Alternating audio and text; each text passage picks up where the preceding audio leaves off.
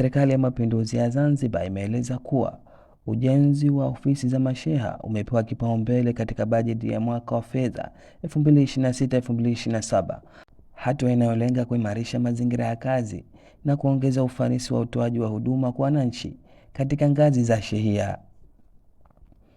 Hayo yamesemwa na Waziri wa Nchi, Ofisi ya Rais, Tawala za Mikoa, Serikali za Mitaa na Idara Maalum za SMZ, Mheshimiwa Idrisa Kitana Mustafa, wakati akiwa katika mwendelezo wa ziara zake katika jimbo la Donge, zikiwa na lengo la kusikiliza changamoto za wananchi katika majimbo hayo ya mkoa wa Kaskazini Unguja.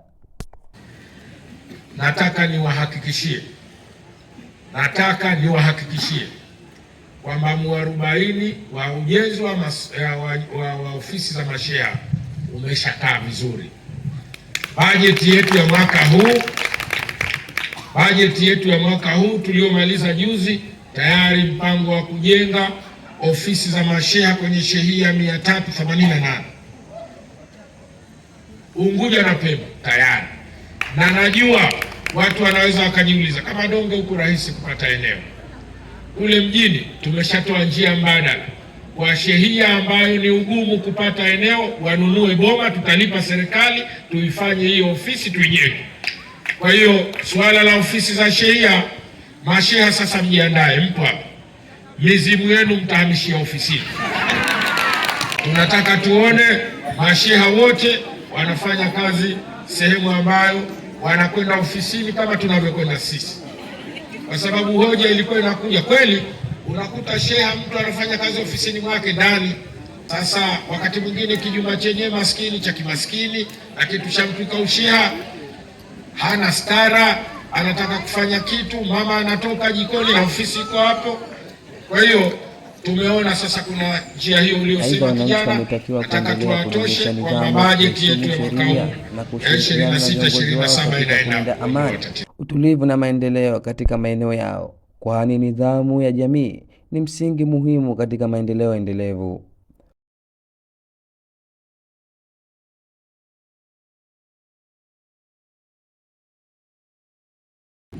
Si sababu nyingine. Hakuna mazuri tusiyoyataka, tunayataka. Lakini ukiamua kuingia kwenye mazuri, basi usiingie nusu nusu. Katika watu ambao tunahubiri amani, utulivu na umoja, ni sisi vizazi vya Kimapinduzi, na hatutaacha kufanya hivyo.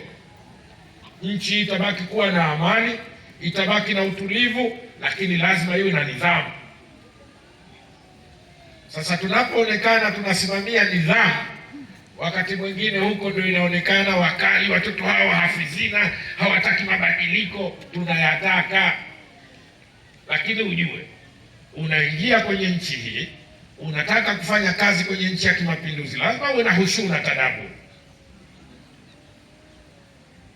Sasa nataka niwaambie Wanadonge kwenye hili, vijana wetu, wala msiwe na hofu. Kwa upande wake mkuu wa Kaskazini Unguja, Mheshimiwa Kassim amewahimiza wananchi kushirikiana na vyombo husika katika kudhibiti vitendo vya uchimbaji mchanga usiofuata sheria. Imeelezwa kuwa hatua kali zitachukuliwa dhidi ya wachimbaji wa mchanga wanaokiuka taratibu na sheria ili kulinda mazingira na kuhakikisha rasilimali za nchi zinatumika kwa manufaa ya vizazi vya sasa na vijavyo.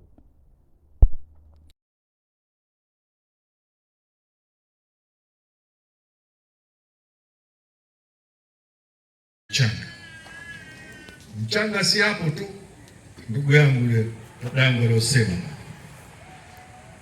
mchanga kwa kaskazini ni changamoto, na sio changamoto ya kijimbo au ni changamoto ya kitaifa. Tunaelewana jamani? Mimi naamini mpo Donge, lakini mnakwenda wapi?